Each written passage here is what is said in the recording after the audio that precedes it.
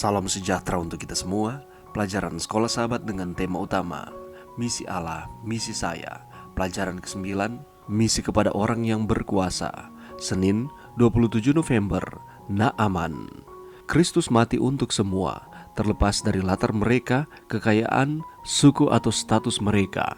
Allah sedang menjangkau orang-orang berkuasa yang bukan Kristen di dunia ini dan mengharapkan mereka untuk hidup sesuai dengan terang yang mereka miliki. Alfa dan Omega jilid 7 halaman 349. Bacalah 2 Raja-Raja 5 ayat 1-19. Apakah yang bisa kita dapatkan dari cerita ini tentang menjangkau orang-orang bagi Tuhan? Dalam 2 Raja-Raja 5 ayat 17-19, Naaman mengajukan 2 permintaan yang tidak biasa setelah Tuhan menyembuhkannya dari penyakit kusta.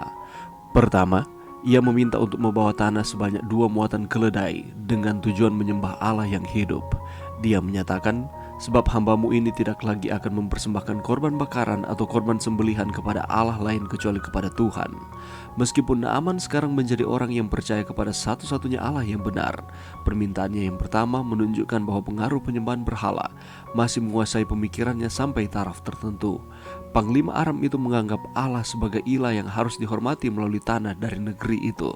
Meskipun Naaman mengakui kenyataan bahwa tidak ada Allah lain selain Tuhan, ia tidak sepenuhnya melepaskan diri dari anggapan bahwa Allah dengan suatu cara tertentu terhubung dengan tanah Israel.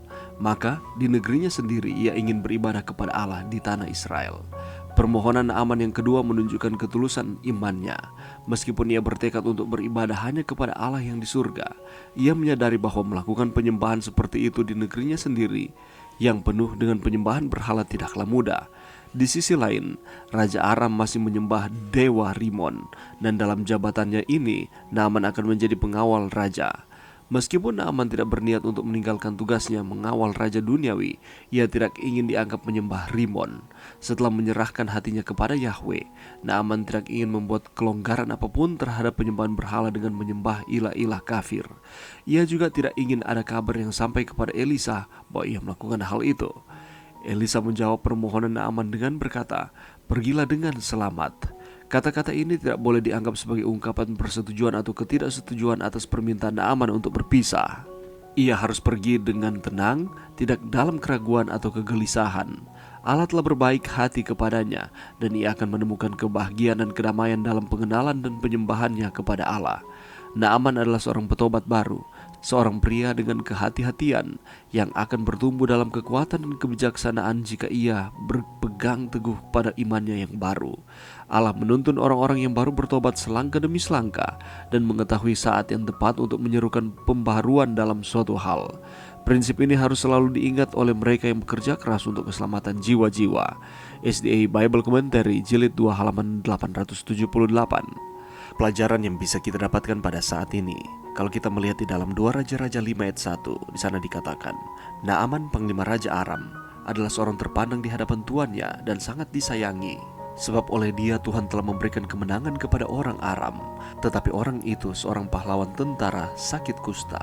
Saudaraku, Naaman bukanlah sembarang orang. Dia adalah orang yang mempunyai kedudukan yang tinggi dan reputasi yang baik di mata masyarakat, karena ia adalah panglima tertinggi Raja Aram. Arti Naaman adalah menyenangkan. Sayangnya, kesuksesan dan kegemilangannya dalam karir menjadi tidak berarti karena ia sedang menderita penyakit kusta. Tidak bisa dibayangkan bagaimana perasaan Naaman waktu itu. Penyakitnya ini membuatnya tidak berdaya. Pada zaman itu seorang penderita kusta akan dikucilkan dan dibuang dari masyarakat. Melalui kesaksian seorang gadis kecil yang tidak lain adalah pelayan istrinya, Naaman datang kepada Elisa untuk mendapatkan kesembuhan. Dia berpikir bahwa Nabi Tuhan itu akan berdoa sambil menumpangkan tangan di atas tubuhnya yang sakit itu. Tetapi berbeda dengan cara pandangnya. Melalui seorang suruhan, Elisa memberikan perintah kepada Naaman, "Pergilah mandi 7 kali dalam sungai Yordan, maka tubuhmu akan pulih kembali sehingga engkau akan menjadi tahir." 2 Raja-Raja 5 ayat 10. Naaman menjadi marah dan kecewa. Naaman berharap bahwa Elisa akan memerintahkan dia untuk mandi di sungai Abana atau Parpar, bukan ke sungai Yordan yang airnya sangat keruh. Kalau kita melihat arti dari Abana adalah keahlian, kehebatan dan pengetahuan manusia, Parpar berarti kecukupan atau kelimpahan materi, sedangkan sungai Yordan berarti sungainya Tuhan. Saudaraku, ketika kita mengalami masalah yang berat, kita seringkali menjadi sama seperti dengan Naaman. Kita berpikir bahwa kehebatan dan kepintaran kita pasti dapat melepaskan kita dari setiap masalah kehidupan kita. Kita juga mungkin berpikir bahwa masalah dapat diselesaikan dengan kekayaan karena uang dan jabatan yang kita miliki. Namun, pada kenyataannya, kepintaran, kehebatan, kekayaan materi, ataupun wewenang yang kita miliki tidak selamanya dapat menolong kita. Belajarlah dari pengalaman Naaman. Memang tidak mudah mempercayai kuasa Allah yang akan terjadi di dalam kehidupan kita, karena manusia lebih mempercayai hal-hal yang terlihat secara kasat mata. Itulah sebabnya Allah menyatakan, marilah kita beriman kepadanya. Tetapi kalau kita melihat di dalam cerita Naaman, pada akhirnya hati Naaman ini menjadi luluh. Dia mau menanggalkan reputasi dan gengsinya untuk dapat mandi 7 kali di sungai Yordan, dan pada akhirnya dia menjadi sembuh.